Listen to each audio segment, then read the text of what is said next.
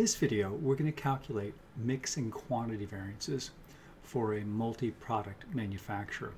In total, we're going to be asked to calculate a total mix and quantity and activity variance, but we're going to break those down by products as well. Recall that our activity variance arises from a difference between our original budgeted level of sales and our actual budgeted level of sales, or in other words, our flexible budget, what we would have budgeted at our actual level of sales. We're going to take a look at Sarah Manufacturer's audio systems. She manufactures two products, a standard model with a budgeted price of $210 and a standard variable cost of $190, and a blaster model with a budgeted price of $490 and a standard variable cost of $170. At the beginning of the year, Sarah estimated that she would sell 24,160 standard models and 6,040 blaster models. Actual results for the year showed she sold 27,000 standard models for revenues of $5,670,000 and 7,470 blaster models for total revenues of $3,436,200. Let's go ahead and calculate our activity variances as well as our mix and quantity variances. Beginning, we had total unit sales originally budgeted of 30,200, which means our sales mix would have been 80% of our units we would have expected to sell would have been our standard unit, and that's the 24,160 divided by total sales of 30,200. And the other 20% of our sales we would have expected to come from the blaster units. Our actual level of sales was 34,470 units. So our actual sales mix ended up being 78% for the standard and 22% for the blaster. And again, that's simply actual units sold for each item divided by total units sold. We can calculate the contribution margin for each product by taking the budgeted selling price for the standard of $210 minus our $90 in variable cost. That gives us a contribution margin of $90 per unit. For the blaster, our contribution margin is $320 per unit. We can then take the budgeted quantity of sales multiplied by our contribution margin per unit to get our budgeted contribution margin for both the standard, the blaster, and in total. So our contribution margin for the standard would have been $2,899,200. We would have originally budgeted $1,932,800 for the blaster, and a total contribution margin of $4,832,000.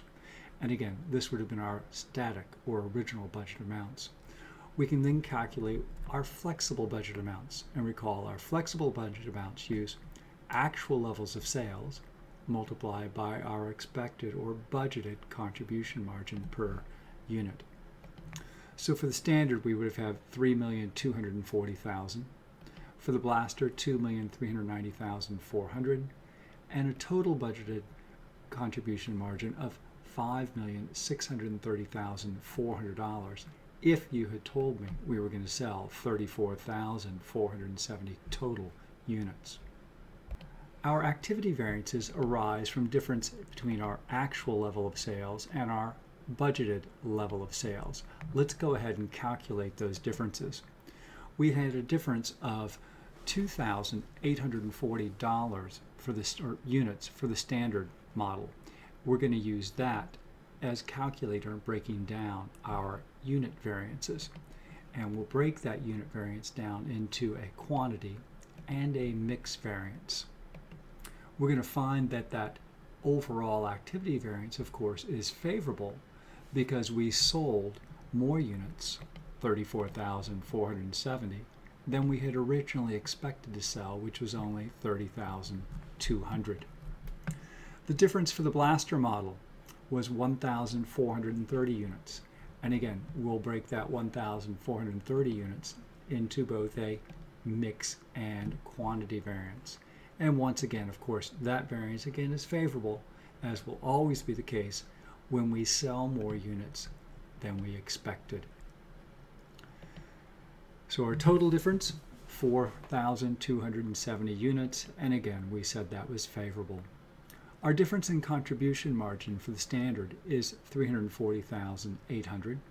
The difference for the blaster is 457,600.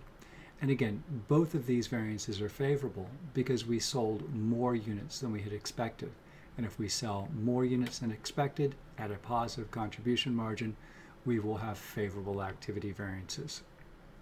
And our total activity variance is $798,400.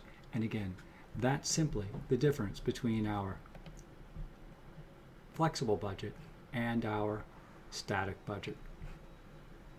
And it was favorable because our flexible budget contribution margin is higher than our original budgeted contribution margin. Let's go ahead now and break down this activity variance into a mix variance and a quantity variance. We're going to take a look at our standard sales, or sales of the standard units first. We had an actual sales mix of 78% that we had calculated earlier. Our total actual units sold was 34,470. That was given. We had an expected sales mix of 80% that we calculated earlier, and our original expected level of sales was 30,200 units. Multiplying our actual mix by the actual number of units sold, we get 27,000. The 80% expected mix times the actual level sold, we get 27,576. And our original master budget amount was 24,160 units. Our mix variance then is 576 units, and it's unfavorable because our actual sales mix for the standard units was less than we originally had expected. We had a 78% actual sales mix, and we would have budgeted an 80%. Our quantity variance is 3,416, and again, it was favorable because our actual level of sales was greater than our total budgeted level of sales. So we've broken down the activity variance for the standard into a mix and a quantity variance.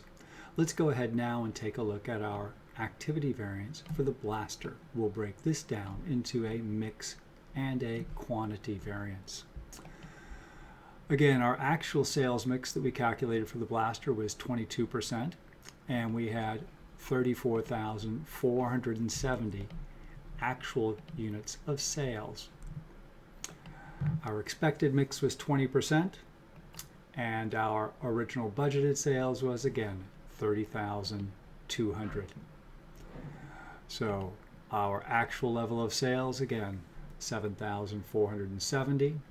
If we had sold 20% of our units at our actual level of sales, we would have sold 6,894 blaster units. Originally, we budgeted 6,040 blaster units, right there in our original static or original budget. Our mix variance was in 576, and it is favorable. One thing we can note, in a two-product company, whenever we have one favorable variance, it will be completely offset by an unfavorable variance going the other way in terms of units. Unit sales going to one are by definition lost from the other. Our quantity variance was 854 units, and again, that was favorable because the actual number of units we sold was greater than our budgeted number of units. Again, our total mix variance turns out to be 0 because we've simply shifted from one unit to another. Our sales mix, 80-20, 78-22, has to add to 100%. Our overall quantity variance was the 4,270 units. And again, that was a favorable. So we've calculated our mix, quantity, and activity variance in terms of units. And again, the one thing we noticed, we were trying to explain the total increase in the number of units. We sold 34,000. We had expected to sell 30,200. How much that quantity was related to the standard and the blaster, we've calculated it. We've also calculated our mix variance. We can now use the variances in units to calculate our variances in terms of contribution margins, which is the answer that Connect is looking for. In fact, Connect is simply looking for the amounts in total. But it makes sense to break our mix variances down into our standard versus blaster, as well as our quantity variances. We're going to want, that's the whole purpose of variance analysis, is to understand better why we had this difference in contribution margin of $798,400. So our mix variance, again, we're simply going to take the units up top that we've calculated and multiply them by the contribution margin of $120 per unit for the standard and $320 for the blaster. So our mix variance for the standard is $69,120. And again, it was unfavorable because the actual number of units was less than our budgeted number of units. For the blaster, we've got a mix variance of $184,320, and it was favorable because our actual was greater than the number we budgeted. And we add them together, in this case as a netted amount, for a total mix variance of $115,200. Notice, although in terms of units, our mix variance adds to 0, we can have a favorable dollar contribution mix variance because we've started moving and selling more of our product mix, shifted to the higher margin blasters. We had anticipated 20% of our sales would be blasters. They ended up at 22%, and that's our higher margin product. For our quantity variance, we've got 409,920 for the standard. And again, that's the 3,416 units we've calculated, multiplied by the contribution margin per unit of $120. It was favorable because our flexible budget contribution margin was greater than our budgeted contribution margin. Our quantity variance for the blaster is 273,280. And again, that's our 854 units times $320 per unit. It also is a favorable margin, and our total contribution or quantity variance is 683,200. And again, it was favorable. And we can notice our two favorable variances of 115,200 and 683,200 add to the 798,400 favorable overall activity variance. These are the three numbers that Connect is looking for in their answers, but it's important to understand the breakdown of why we have a positive mix variance. And again, we shifted our product mix, moved to our higher margin blasters. We had a favorable quantity variance in both items because we sold overall an additional 4,270 units.